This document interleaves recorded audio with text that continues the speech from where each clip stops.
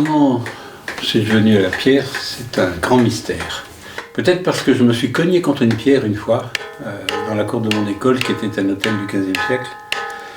Je me suis cogné contre un pilier et puis j'ai été arrêté quelques jours et je pense que tout est parti de là. En fait, parce que je n'ai jamais quitté la pierre. Je suis tailleur de pierre, sculpteur, statuaire et ornementaliste, et aussi appareilleur. L'appareilleur va dessiner, tracer les gabarits, va prendre les dessins généraux d'architecture pour en extraire des éléments qu'il va zoomer pour les redessiner grandeur nature de façon à procéder à la taille avec des gabarits qui sont comme des patrons de couturiers. Nous sommes un certain nombre encore à avoir ce statut de tailleur de pierre, maître de l'œuvre, et l'enseignement de ces connaissances. Dans mon bureau, j'y passe un temps assez important puisque ici j'ai une bibliothèque de travail, j'ai deux autres bibliothèques là-haut, chacune avec des thèmes assez importants. Là, c'est l'histoire et l'archéologie, essentiellement l'art médiéval puisque je suis médiéviste, mais je traite aussi les autres époques. J'attache beaucoup d'importance à l'enseignement de toute cette chronologie archéologique de la moulure et des détails de ce qui constitue la taille de pierre et de toute cette dimension humaine qui entoure notre métier. Et j'attache beaucoup d'importance à cette dimension. D'abord parce que nous travaillons un matériau qui a déjà une histoire naturelle depuis des millions d'années, avec les fossiles qui sont enfermés, et d'autre part parce que aussi tout ce que nous faisons en pierre aujourd'hui nous amène à toucher ce que les hommes ont fait depuis la préhistoire. Nous sommes au contact direct de l'humanité depuis des milliers d'années. Donc il y a là-dedans une dimension que chaque jeune tailleur de pierre doit absolument pénétrer, absolument sentir pour pouvoir aller plus avant. D'ailleurs, voici la canne du maître d'œuvre, qui est ma canne avec mes dimensions. C'est-à-dire que, en fait, tous les êtres humains ont une divine proportion qui leur est propre, mais qui est universelle, puisque le rapport entre chaque élément est strictement le même.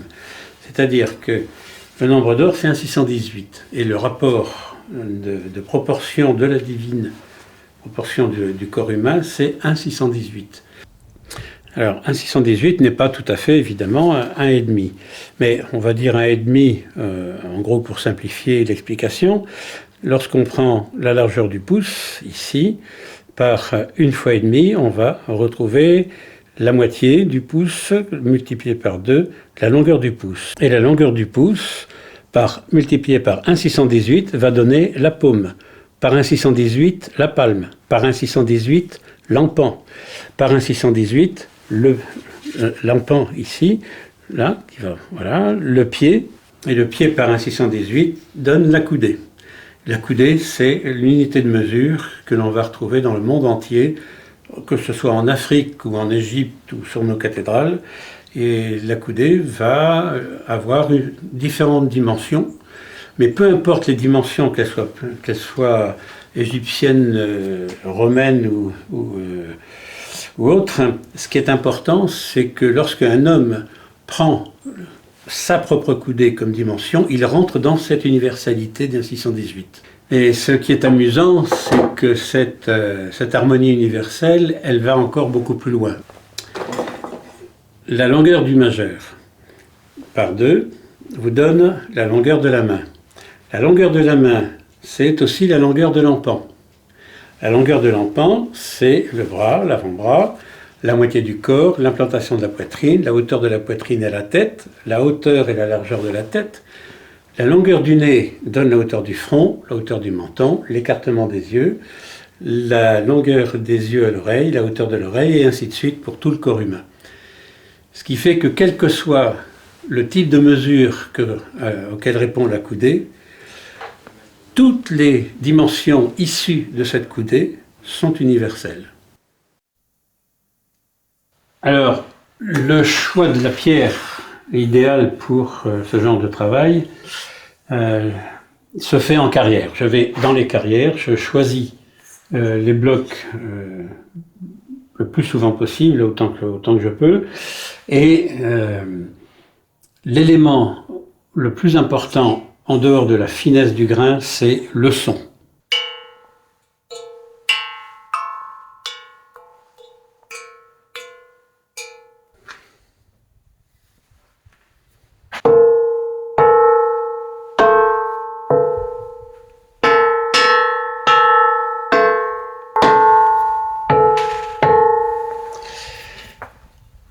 Et lorsqu'il y a un défaut, on n'a pas une telle qualité de son.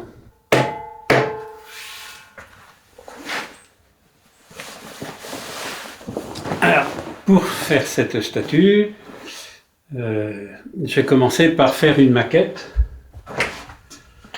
en terre, en argile, sur une armature bois,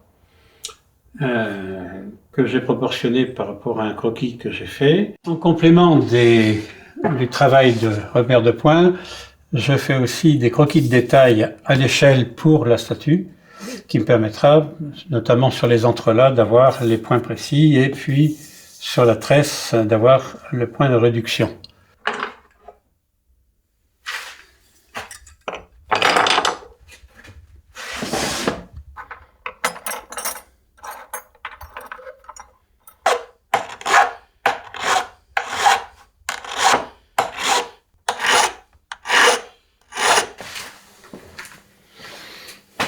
Bon,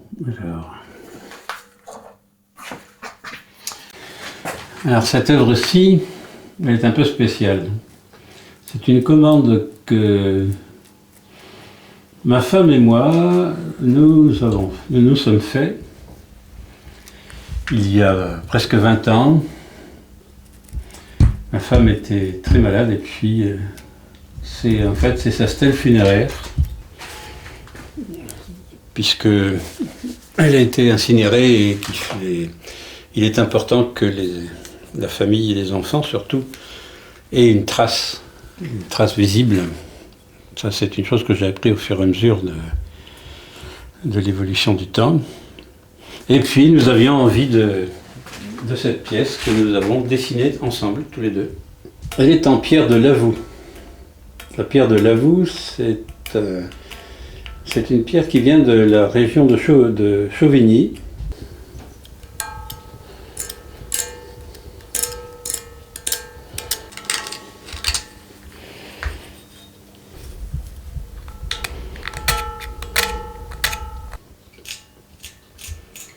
Alors, dans les petites choses qui me tiennent beaucoup à cœur, c'est la transmission du savoir.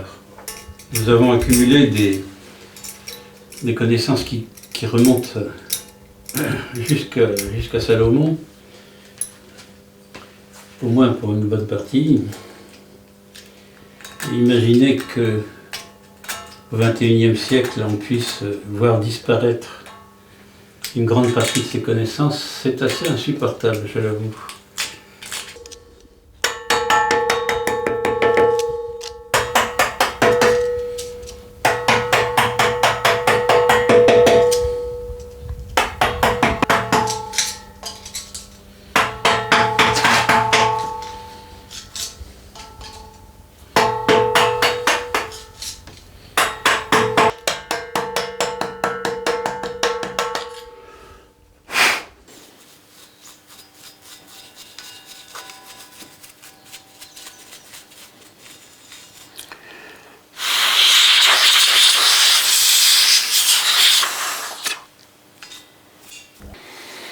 Trois préceptes ont conduit ma vie, personnelle et professionnelle. Le précepte templier, ce n'est pas à nous, Seigneur, qu'appartient la gloire. Le précepte druidique, la vérité est ton maître et l'intelligence ton serviteur. Et puis la devise de l'atelier, fais ce que tu dois, mais fais-le bien.